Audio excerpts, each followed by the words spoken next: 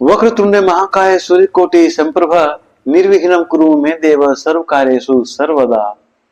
त्वमेव माता च पिता त्वमेव बंधु च सखा त्वमेव विद्या द्रविणं त्वमेव सर्वं मम देव देव।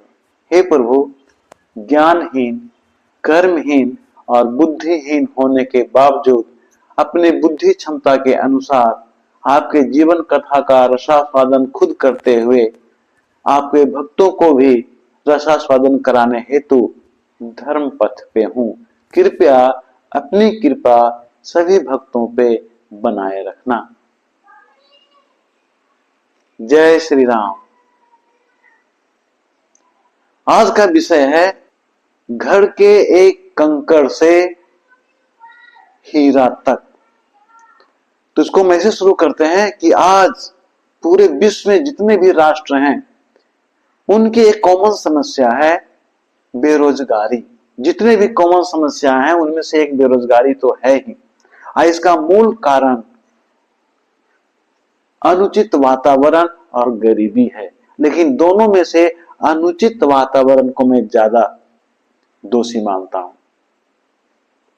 जिस तरह से हीरा एक पत्थर होता है, उसे तराशने के बाद वो हीरा कहलाता है, पत्थर से हीरा बन जाता है और फिर वो ईश्वर के मुकुट में सजता है, अंगूठी में सजता है, माला में दिखता है, गले में दिखता है। लेकिन अगर उचित वातावरण ना मिले तो वो पत्थर खदान में, खानों में पत्थर के रूप में ही रह जाता है।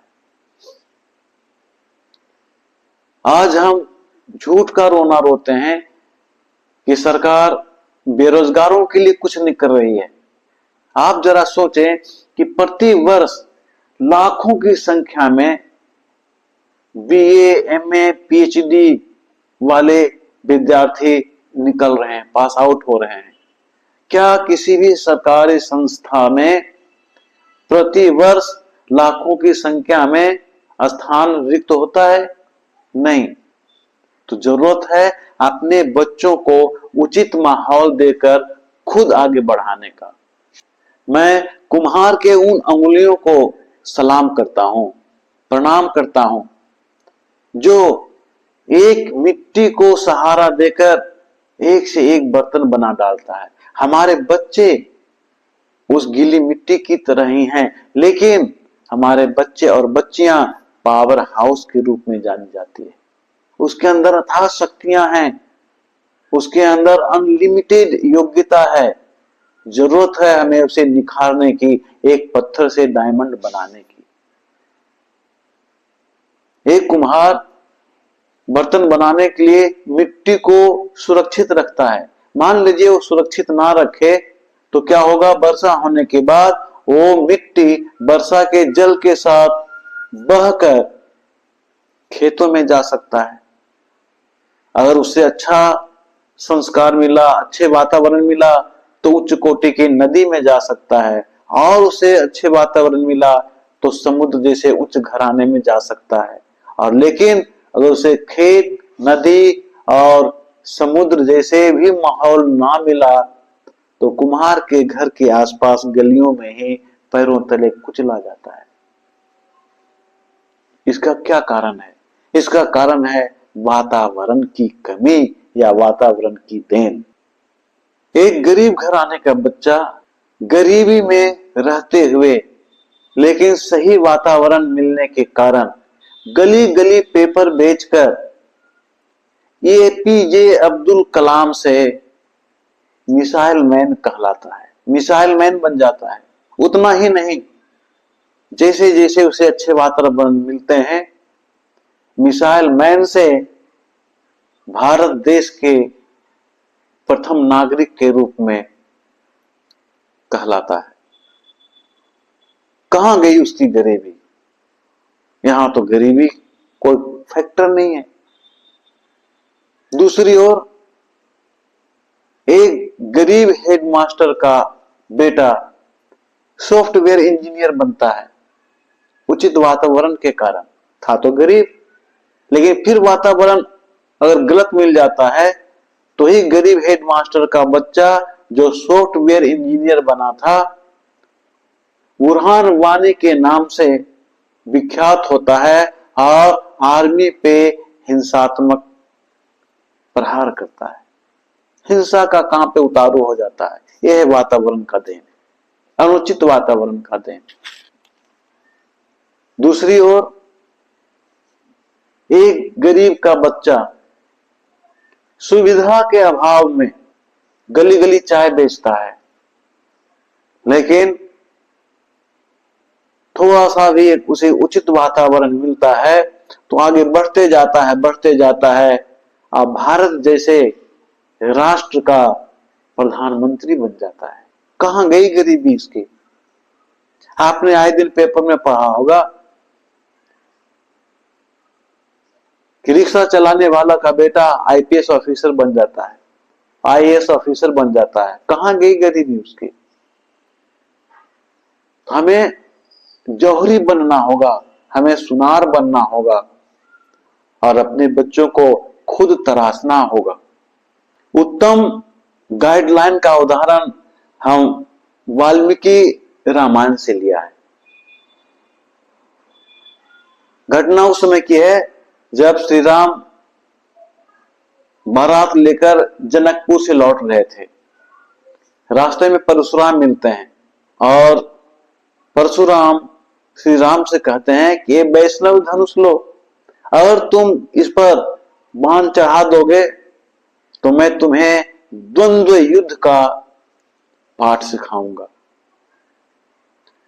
इसे क्या पता चलता है कि जो बच्चा जिस लाइन में है उसको उसी लाइन में आगे बढ़ाना है, ना कि उसे पीछे खींचना है या उसका रास्ता बदल कर जो अनुचित रास्ता है उस पे लाना है। वाल्मीकि मुनि अपने रामायण में लिखते हैं, तदेवं वैष्णवम राम पितृपैतामहं महत छत्र धर्मम पुरस्कृत गृहणस्व धनुत्तमम् योजस्व धनु सृष्टे शरम परपुरंजयम यदि शक्तो वसी का कुत्स्थ द्वंद्वम दास्यामि ते ततः।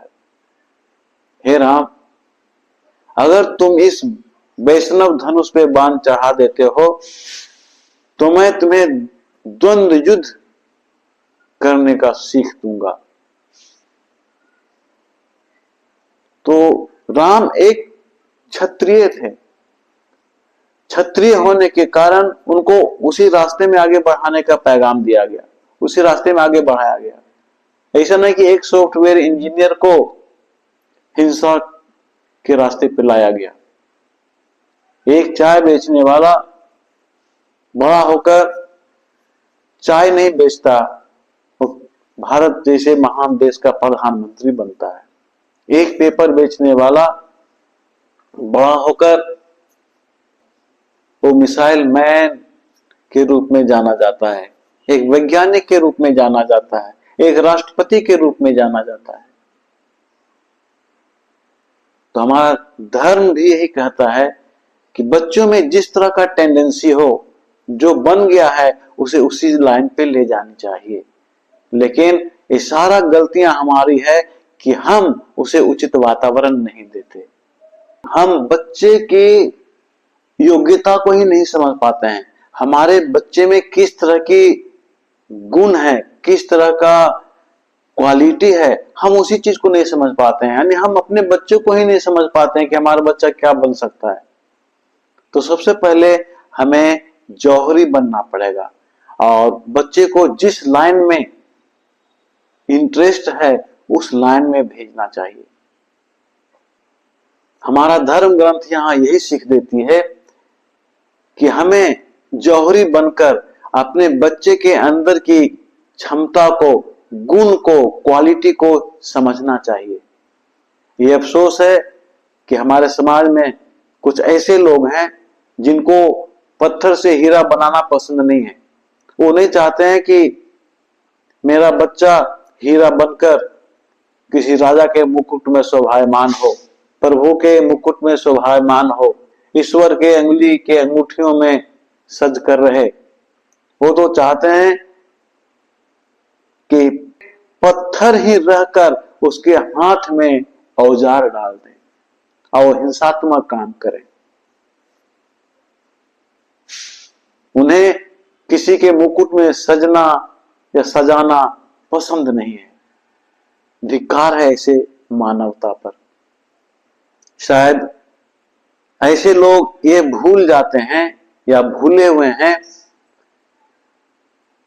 कि यही बच्चा जिसको आप गलत रास्ते दिखा रहे हो, आगे चलकर आपके ललाट पे गर्व की टीका ना लगाकर कलंक की टीका दे सकता है। इसलिए हमें अपने बच्चों में संस्कार देते हुए पत्थर से हीरा बनाने की आवश्यकता है। तो आज का विश्राम हम यहीं पे लेते हैं, लेकिन अंत में तो कहना ही पड़ेगा, जय श्री राम।